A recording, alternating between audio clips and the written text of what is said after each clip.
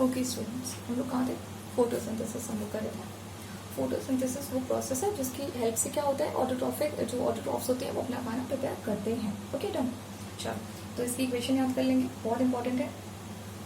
6CO2 + 12H2O। फिर यहाँ glucose form हो रहा है, सिंपल फॉर्मूला। अगर बेटा नहीं, ये सब ये फॉर्मूले नहीं याद होते हैं तो कोई बात नहीं, आप क्या कर सकते हैं, आप डायरेक्ट नाम लिख सकते हैं। अभी हम बताते हैं वो भी कैसे करना है। 6CO2 + 6H2O। ओके, तो देखो इसमें क्या है, अगर नहीं आएगा एग्जाम में तो क्या लिखूंगे आप लिखेंगे कार्बन डाइऑक्साइड प्लस वाटर, फिर क्या बना, फिर बना इधर ग्लूकोज और प्लस यहाँ तो आएगा ना, यानी कि कार्बन डाइऑक्साइड यहाँ लिख लोगे प्लस वाटर लिख लोगे। क्लियर? तो ये है आपकी इक्वेशन डन। इतना तो आपको आना चाहिए। देखो बेटा इसमें क्या होता है, फोटोसिंथेसिस में हो क्या रहा है, ये कहाँ से आ रहा है CO2, कहाँ से आ रहा है वाटर। हाँ, और हाँ यहाँ सनलाइट की हेल्प है ना, सनलाइट की हेल्प होगी, और इधर है क्लोरोफिल। क्लियर? चलो, इतनी हेल्प लगेगी फोटोसिंथेसिस को परफॉर्म करने में, आपको इतनी सारी चीज़ों की जरूरत पड़ेगी। ओके, CO2 कहाँ से आता है? CO2 आता है एटमॉस्फेयर में। एटमॉस्फेयर में कहाँ से आया? आपने ही तो एक्सेल किया था। आप O2 लेते हैं और CO2 एक्सेल कर देते हैं तो एटमॉस्फेयर में आ जाता है, वहाँ से प्लांट ले लेता है। ओके, वाटर कहाँ से आया? वाटर देखो, वाटर भी आपने दिया, आपने तो प्लांट को पानी दिया। दूसरा, अगर रेन वाटर हो गया तो भी उसको मिल गया पानी। Okay, next one is sunlight. Sunlight कौन देना है? सनलाइट तो ऑलवेज प्रेजेंट रहता है। क्लोरोफिल गार्ड सेल्स में होता है। अभी हम आपको स्ट्रक्चर दिखाएंगे। ग्लूकोज, फिर तो इन्होंने अपना खाना बना लेना है। क्या बनेगा खाना? ग्लूकोज बनेगा, कार्बन डाइऑक्साइड निकलेगा और आपका वाटर निकलेगा। ओह सॉरी, क्या लिख दिया मैंने? सो सॉरी, कहाँ था दिमाग? दिस इज O2 है ना, O2 नहीं देगा तो हम कैसे जिएंगे भाई? ऑक्सीजन, सॉरी बेटा, अंडरस्टूड। चलो, यहाँ तक क्लियर समझ में आया सबको? CO2, water, glucose, oxygen, H2O done. Carbon dioxide, water, glucose, oxygen जो आपको मिलने वाला है, और प्लस वाटर। चलो आगे चलते हैं। अगर कुछ भी ना समझ में आया करे तो मैं बोलती हूँ उसको भी ध्यान से सुनो, है ना, क्योंकि अभी हम लोग इसे कंप्रेस कर देंगे ना तो इसका पूरा जो क्वालिटी है वो पूरा का पूरा डिमिनिश हो जाता है। तो आप लोग क्या करेंगे, अगर आपको ऐसी ज़रूरत लगती है कि मैंने क्या लिखा ये भी आपको चाहिए तो आप मुझे मैसेज कर देंगे, मैं आपको इसका फोटो सेंड कर दूँगी। अदरवाइज मैंने आपको नोट्स दिया है, ये जस्ट अ रिविजन सेशन है। ओके, चलो आगे चलते हैं। तो हमने कर लिया है फोटोसिंथेसिस। फोटोसिंथेसिस के बाद अब फोटोसिंथेसिस में हमको एक हेल्प मिला था, किससे? क्लोरोफिल से। तो हम यहाँ पर अब स्टोमेटा बनाएंगे।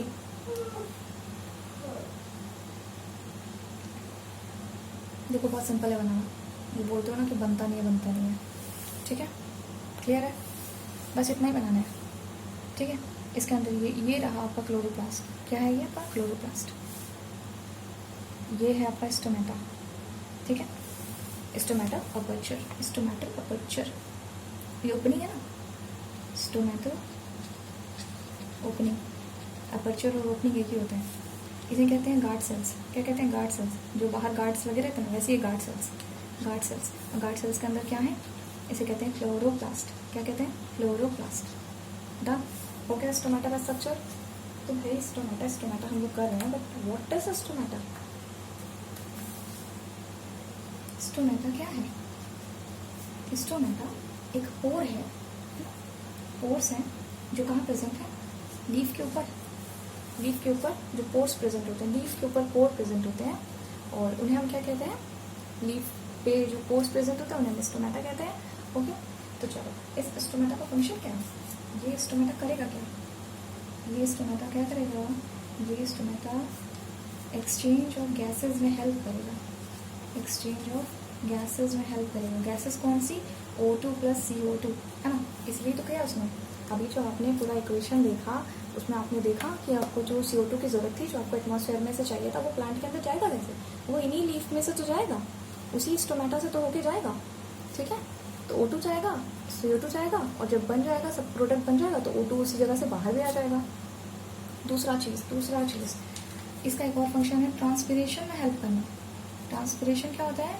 ट्रांसपिरेशन का मतलब होता है रिमूवल ऑफ, नहीं लिख दें, रिमूवल ऑफ, बताया है ये तो हमने पढ़ाया है, removal of water vapour, sorry removal of water in the form of water vapour in the form of water vapor through the surface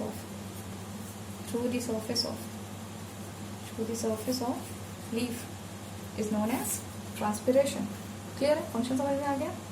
चलो, सारा autotrophic mode of nutrition finish. आगे चलते हैं, बाकी हमको मिलेगा कौन? आगे हमको मिलेगा heterotrophic mode of nutrition. Heterotrophic mode of nutrition के भी 3 पार्ट्स हैं। पहला होलोजोइक, दूसरा saprophytic, okay, last one is parasitic. Okay, holozoic जो हमारा न्यूट्रिशन है, इसमें हम खाना खाते हैं, फिर उसे डाइजेस्ट करते हैं आराम से, फिर वो हमको लास्ट में जाके एनर्जी प्रोवाइड करता है। सैप्रोफिटिक में क्या होता है बेटा? सैप्रोफिटिक में डेड डीके जो मैटर होता है उसको, जैसे मान लीजिए कि कोई चीज़ इस अर्थ पर सड़ने लगी, जैसे लीफ गिर गया है ना, कोई एनिमल की डेथ हो गई, डेड डीके मैटर, जितना डेड डीके मैटर होता है जो सड़ गया है उसको, यानी कि जो मर गया है, जो सड़ने वाला है, उसमें से जो अपना खाना निकाल ले, है ना, उसको जो खा करके अपने आप को वहाँ से जो अपना न्यूट्रिएंट निकाल लेता है, उसे हम कहते हैं saprophytic mode of nutrition. Okay, parasitic में क्या होता है कि एक पैरासाइट होता है, पैरासाइट होगा जो अपना फूड कहाँ से लेगा? होस्ट बॉडी से लेगा। कहाँ से?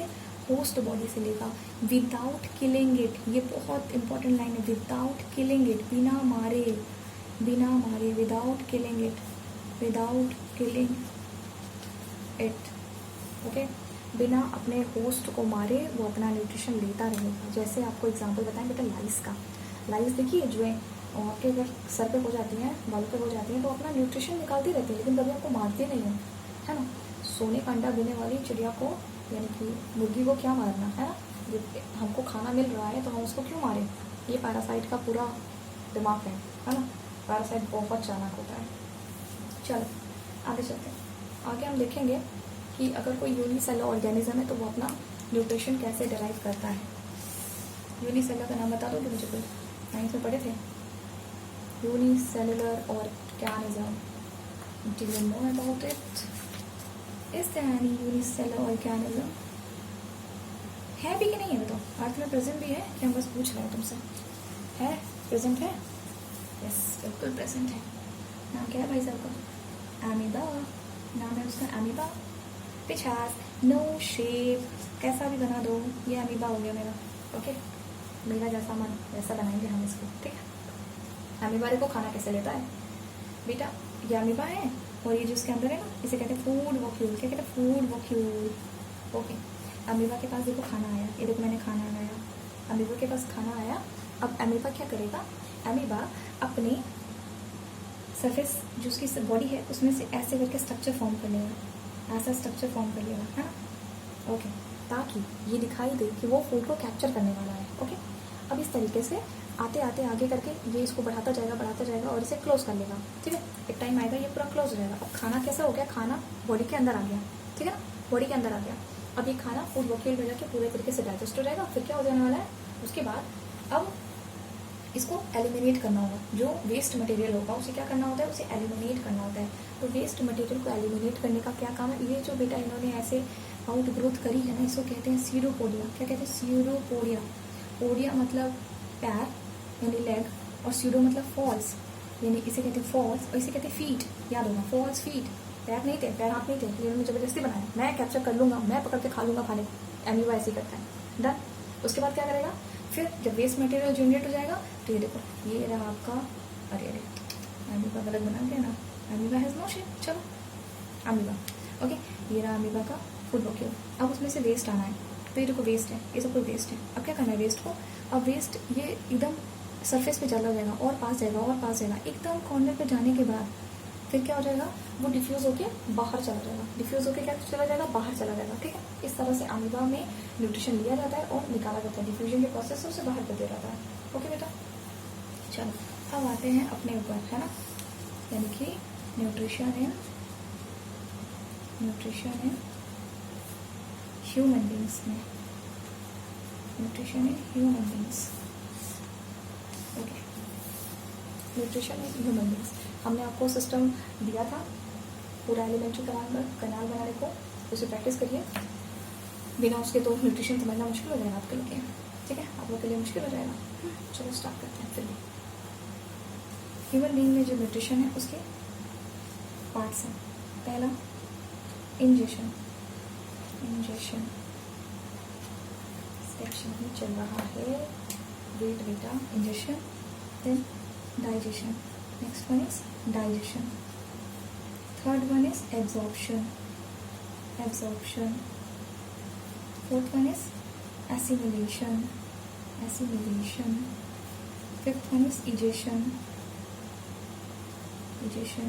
देखो ये है क्या, इंजेशन, इन मतलब अंदर, खाने को अंदर लेना, आपने खाना खाया, फिर वो आपके स्टमक में गया और भी आगे जाएगा, लेकिन अभी हम मोटा मोटा जानते हैं ना, हम लोग अभी ज़्यादा पढ़े नहीं हैं, तो हम लोग क्या करेंगे, हम लोग ऐसे बोलेंगे, हमने खाना खाया, पेट में जाके डाइजेस्ट हो गया, फिर क्या होता है, एब्जॉर्प्शन हो जाती है, अपने जो खाना खा लिया होता है उसकी एकदम से पूरी पेस्ट बन जाती है ना, चटनी बन जाती है। फिर क्या होता है, वो इतना पतला पूरा फ्लूइड मटेरियल होता है, डिजॉल्व न्यूट्रिएंट्स होते हैं कि ब्लड उसे क्या करती है, एब्जॉर्ब कर लेती है। ओके, वो ब्लड में चला जाता है। उसके बाद क्या होता है, यूटिलाइजेशन, उसके बाद एसिमिलेशन का मतलब होता है यूटिलाइजेशन। अब उस जो आपने एब्जॉर्ब कर लिया है फूड को, अब वो यूटिलाइज होने के लिए चला जाता है। यूटिलाइज होकर क्या करेगा, यूटिलाइज हो जाएगा तो क्या हो जाएगा, अभी आपको पहला डेफिनेशन बताया था ना, nutrition is a process of obtaining food and utilizes it to get energy, ताकि अब यूटिलाइज करके हमें क्या दे सके, वो हमें एनर्जी प्रोवाइड कर सके, इसीलिए वो यूटिलाइज होने गया है। और इजेशन मतलब वेस्ट मटेरियल को रिमूव कर देना, जो यानी कि आपको आपकी बॉडी ने एक्सेप्ट नहीं किया है, जो अनडाइजेस्टेड फूड है, जिसको भी ज़रूरत नहीं है, जो वेस्ट निकला है, तो उसे क्या करना है, उसे हमें बॉडी से बाहर निकाल देना है। ठीक, ऐसी करते हैं ना। चलो स्टार्ट करते हैं। न्यूट्रिशन में बेटा क्या होता है कि हमने कहा आपने माउथ में खाना लिया, हाँ, माउथ में आपने खाना खाया, तो माउथ में आपके पास क्या होता है, आपके पास होती है टीथ होती है, आपके पास होती है टंग होती है, और आपके पास एक और चीज़ होती है, सैलिवरी ग्लैंड्स होते हैं, सैलिवरी ग्लैंड्स होते हैं, जानते हो इसे, सैलिवरी ग्लैंड्स। इसी सैलिवरी ग्लैंड से एक एंजाइम निकलेगा जिसे कहेंगे सैलिवरी एमाइलेज। क्या कहेंगे, सैलिवरी एमाइलेज। सैलिवरी एमाइलेज क्या करता है, ऊपर हम दिखा दे रहे हैं, सैलिवरी एमाइलेज स्टार्च को ब्रेक डाउन करता है और क्या बनाता है, माल्टोज बना देता है। ठीक है, यानी कि यहाँ पर क्या हुआ, सैलिवरी एमाइलेज ने स्टार्च को ब्रेक डाउन कर दिया, क्या किया, ब्रेक डाउन कर दिया, यानी तोड़ दिया। यहाँ पे देखो डाइजेशन होना स्टार्ट हो गया आपका। नेक्स्ट, माउथ से खाना लिया था, अब कहाँ जा रहा है, अब वो धीरे धीरे करके ईसोफेगस से होता हुआ, लेकिन ईसोफेगस से कैसे होगा, ईसोफेगस से कॉन्ट्रैक्शन, कैसे जाएगा, कॉन्ट्रैक्शन प्लस एक्सपेंशन के प्रोसेस से कहाँ जाएगा, ये जाएगा स्टमक में। कहाँ पहुँचा, स्टमक में। लेकिन ये जो कॉन्ट्रैक्शन और एक्सपेंशन हो रहा था, इसे कहते हैं पेरिस्टाल्सिस मूवमेंट। क्या कहते हैं, पेरिस्टाल्सिस मूवमेंट। ओके, देखो इसको हम करके दिखाते हैं। ये रहा आपका ट्यूब, मतलब खाना यहाँ पर है, और बाकी ये पूरी जगह चिपकी हुई है।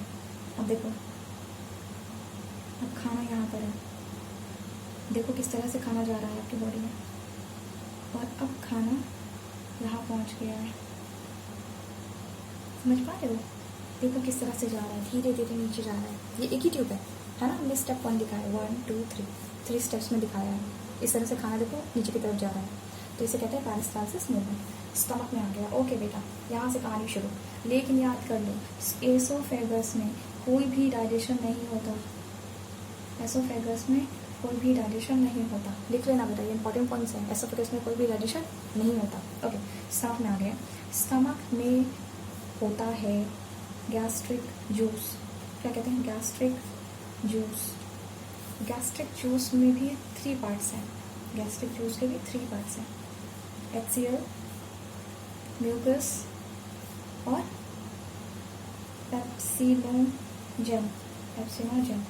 ओके, पेप्सिनोजेन आपकी बॉडी में इनएक्टिव है, इनएक्टिव फॉर्म में सो रहा है, ये बिल्कुल काम ही नहीं करता। लेकिन पेप्सिनोजेन का काम है कि एक्टिव होकर के अब ये नींद से उठें और ये क्या करें, ये देखें कि जो खाना आया है उसमें से क्या करें, ये प्रोटीन को डाइजेस्ट करें। ओके चलो ठीक है। अब पेप्सिनोजेन को जगना होगा, पेप्सिनोजेन को जगना होगा, और जब जग जाएगा तो उसका नाम क्या हो जाएगा, पेप्सिन हो जाएगा। सॉरी बेटा, पेप्सिनोजेन इनएक्टिव है और पेप्सिन क्या है, एक्टिव हो गया अब। और ये किस पे एक्ट करता है, ये प्रोटीन पे एक्ट करता है, ठीक है। ये प्रोटीन का क्या करेगा, डाइजेशन करता है, प्रोटीन का डाइजेशन करता है।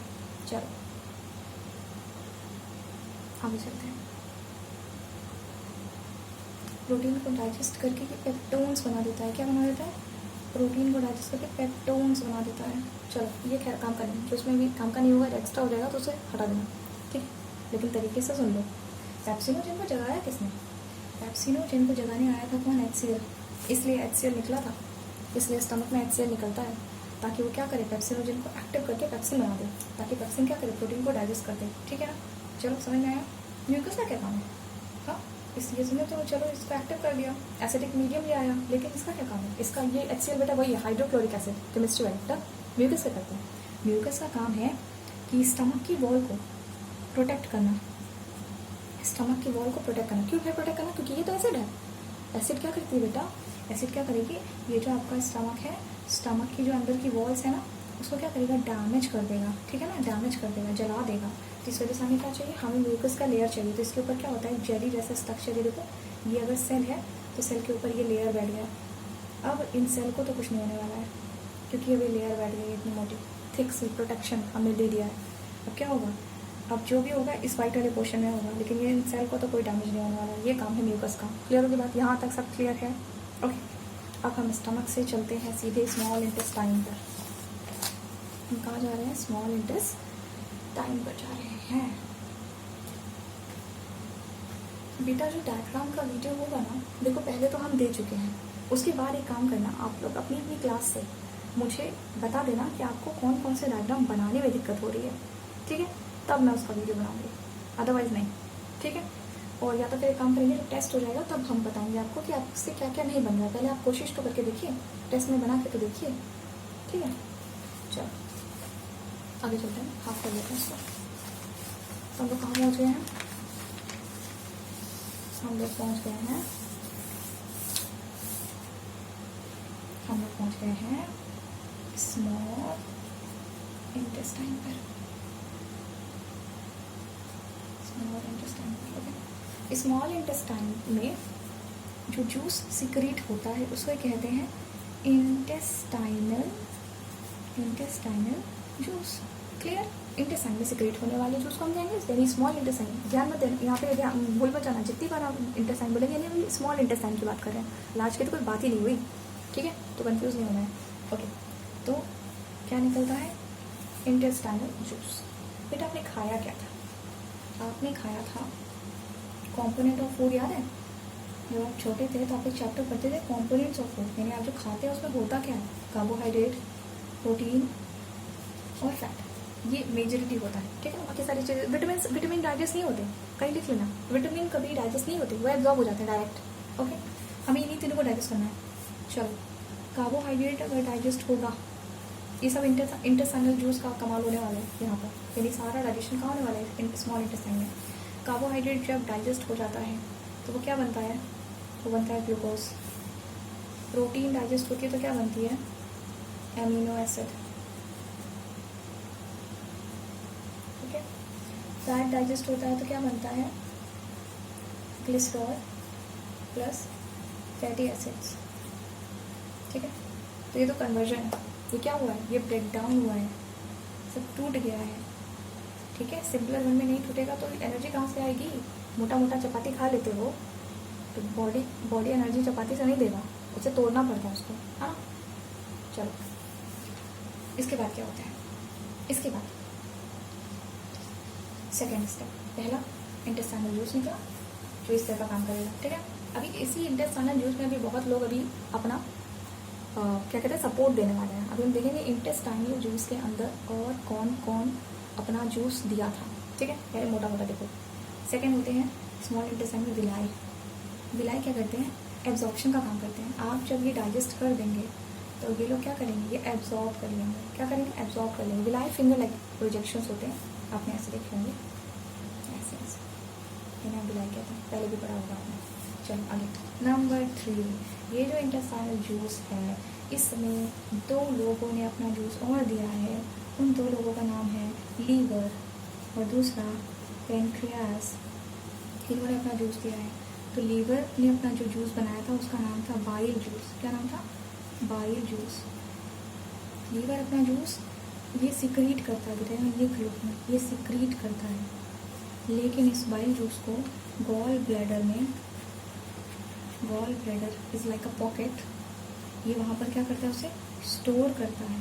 सामने आएगा, सिक्रीट करेगा लीवर और स्टोर करेगा गॉल ब्लैडर में, ओके।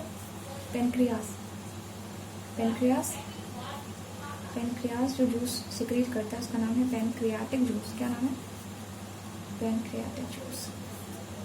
अब इस पेनक्रियाटिक जूस के अंदर भी 2 पार्ट हैं, एक का नाम है ट्रिप्सिन,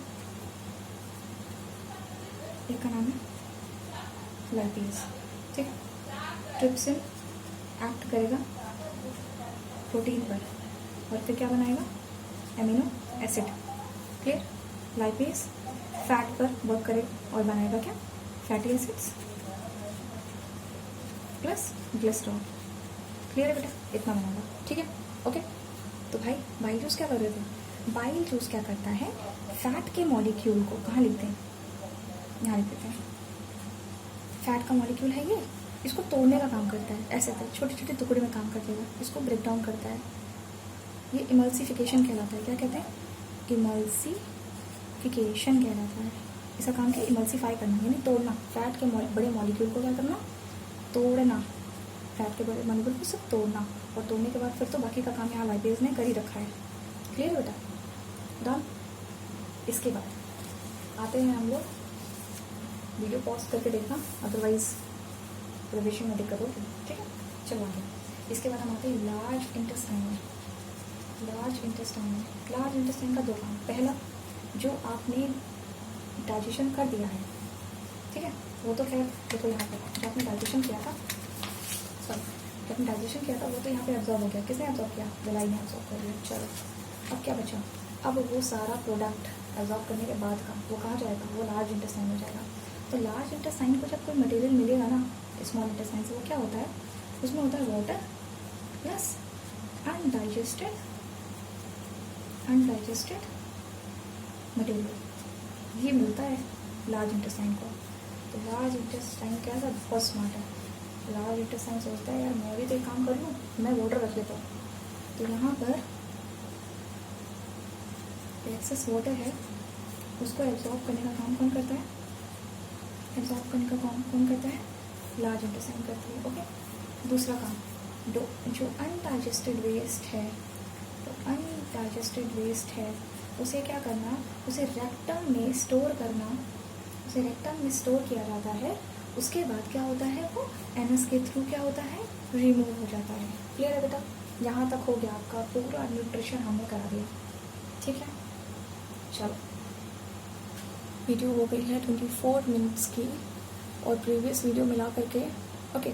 इसका बेटा आपका एक ही टॉपिक बच रहा है बहुत छोटा सा, वो है आपका रेस्पायरेशन का। तो वो टॉपिक हम आपको बस वही एक टॉपिक बचा है रेस्पायरेशन, इसके बाद तो कुछ है नहीं।